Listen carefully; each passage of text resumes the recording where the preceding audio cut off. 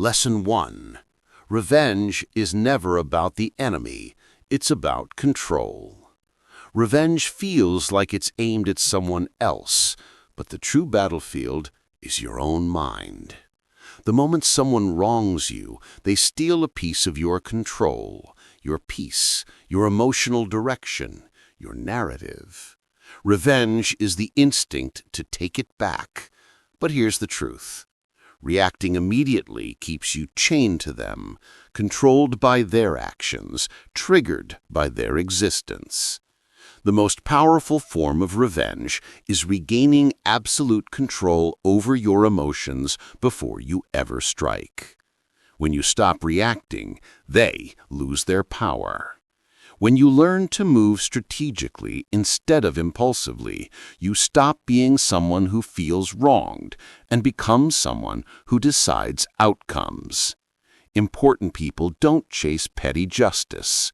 They choose when to respond, how to respond, and whether the enemy is even worthy.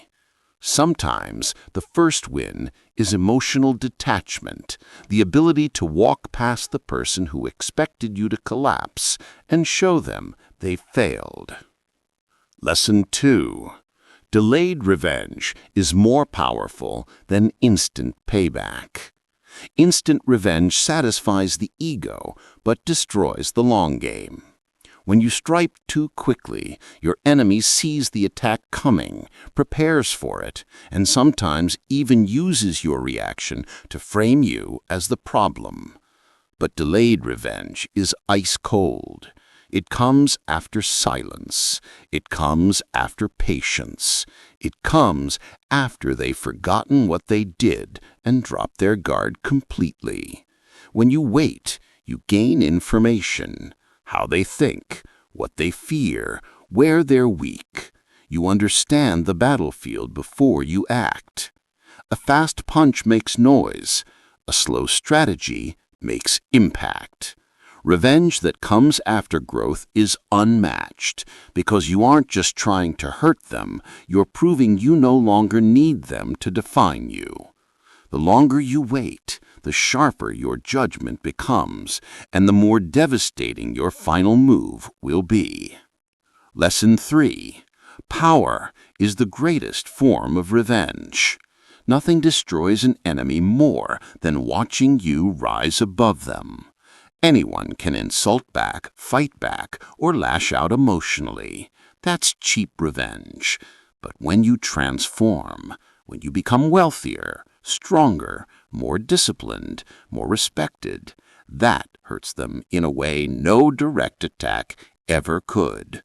Revenge isn't about shouting your comeback. It's about creating a life so far beyond their reach that they choke on the sight of it. When you level up, you force them to witness the one thing they never wanted to see: you thriving in spite of them. The people who betrayed you, doubted you, or mocked you expect your downfall. They quietly hope for it. Every accomplishment, every victory, every success is a slap across the face without you lifting a finger. Elevation is silent retaliation. Winning is the loudest payback. Lesson 4. Silence is a weapon more dangerous than anger. Revenge often begins with silence, not screams. When you stop explaining yourself, stop defending yourself, stop reacting, you create psychological pressure. Silence makes people question themselves. It makes them feel watched even when you're not looking. It forces them to fill the gaps with their own guilt or fear. The enemy expects chaos from you. Silence gives them nothing to read, nothing to predict, nothing to control.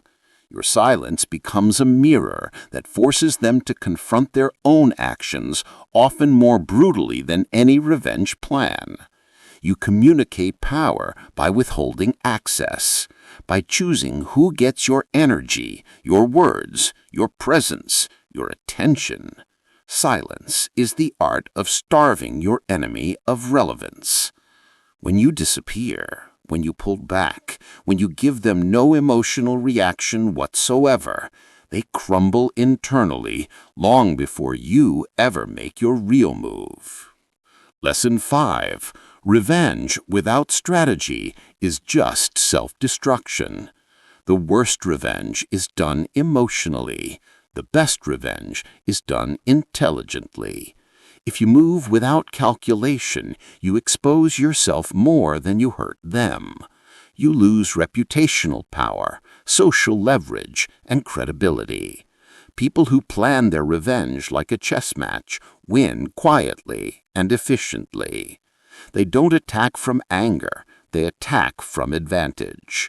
You must evaluate, what do they value? What do they fear?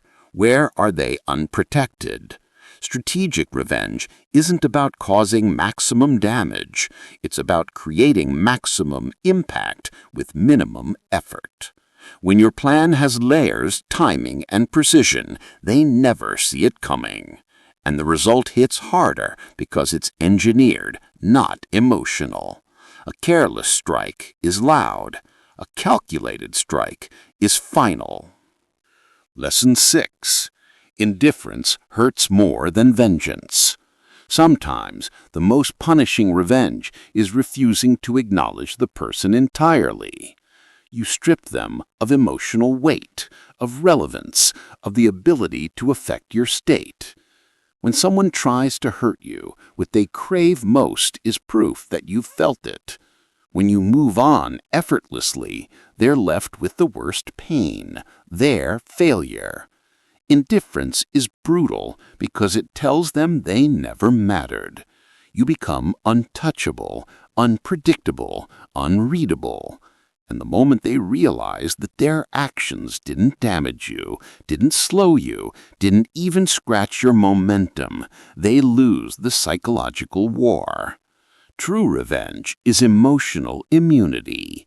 When your happiness becomes something they can't influence, your existence becomes something they can't disturb. That's domination. Lesson 7. The best revenge is building a life they can't access. In the end, the most satisfying revenge is creating a life where your enemies can't follow. Success, peace, power, a circle of people who respect you, a future that makes their opinions irrelevant. When you rise to a level where their voice doesn't reach you, their betrayal becomes insignificant. You stop fighting the past and start outgrowing it. You stop proving yourself to people beneath you and start building a world above them. This is the revenge that lasts. When you live a life so elevated, so protected, so evolved that the people who harmed you are nothing but background noise. Closure doesn't come from hurting them. It comes from surpassing them. And the ultimate revenge is simple: becoming someone they'll never have the privilege to stand next to again.